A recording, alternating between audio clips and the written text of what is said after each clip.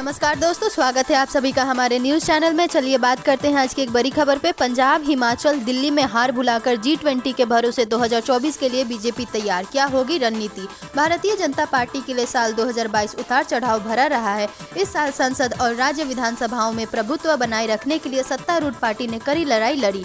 BJP ने गुजरात में record तोड़ जीत हासिल की, उत्तर प्रदेश, गोवा, मणिपुर और उत्तराखंड में जीत हासिल की। बीजेपी ने महाराष्ट्र में शिवसेना के नेतृत्व वाली गठबंधन सरकार को गिरा दिया और शिवसेना के बागियों के साथ मिलकर सरकार बनाई। एक्शन से भरपूर साल में बीजेपी को ऊंचे दांव वाले राज्यों के चुनावों में जीत मिली तो विभाजनकारी नीतियों के खिलाफ देश को एकजुट करने के लिए कांग्रेस का अभियान चला और भारत को G20 की अध्यक्षता मिली। वहीं बीजेपी 2 राज्यों पंजाब और हिमाचल प्रदेश और दिल्ली के महत्वपूर्ण नगर निगम चुनाव हार गई। बीजेपी के लिए हिमाचल प्रदेश में जीत महत्वपूर्ण थी क्योंकि पार्टी अध्यक्ष JP नड्डा और केंद्रीय मंत्री अनुराग ठाकुर इसी पहाड़ी राज्य से है, लेकिन जनता ने डबल इंजन सरकार को नकार दिया और कांग्रेस को सत्ता सौंप दी।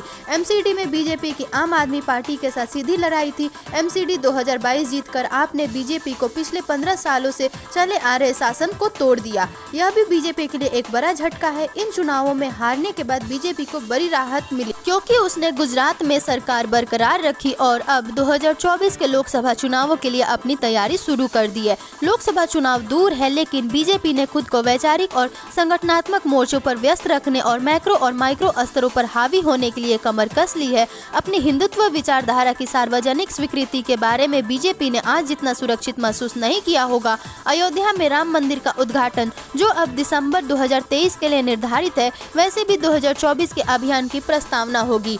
पार्टी 2023 में कर्नाटक और मध्य प्रदेश में कुछ महत्वपूर्ण विधानसभा चुनावों का सामना करेगी जहां वह सत्ता में है और राजस्थान और छत्तीसगढ़ में जिसे वापस वह जीतना चाहती है। अटकलें लगाई जा रही है कि JP नड्डा 2024 के आम चुनावों के लिए प्रभारी बने रहेंगे। प्रधानमंत्री नरेंद्र मोदी ने बीजेपी नेताओं से यह सुनिश्चित करने का आग्रह किया कि G20 शिखर सम्मेलन के लिए भारत की अध्यक्षता को एक समावेशी कार्यक्रम बनाया जाए क्योंकि यह देश की संस्कृति और विविधता को प्रदर्शित करने का एक अवसर है। उन्होंने पार्टी नेताओं से इस उपलब्धि पर हर भारतीय को गौरवान्वित महसूस कराने और उन्हें भी इस ऐतिहासिक अवसर का सहभागी बनाने को कहा। बीजेपी के लिए अपने पक्ष में लोगों का विश्वास मजबूत करने के लिए G20 भी एक बड़ा मंच है। G20 बैठक की सफलता 2024 के लोकसभा चुनाव में भाजपा को बढ़त दे सकती है। भाजपा का ज्यादा ध्यान दक्षिणी और पूर्वी राज्यों पर केंद्रित है जहां पार्टी ने अभी तक खुद को स्थापित नहीं किया है। पश्चिम बंगाल, तेलंगाना, आंध्र प्रदेश, केरल और ओडिशा के साथ साथ सूची में उत्तर प्रदेश और बिहार के निर्वाचन क्षेत्र भी शामिल है।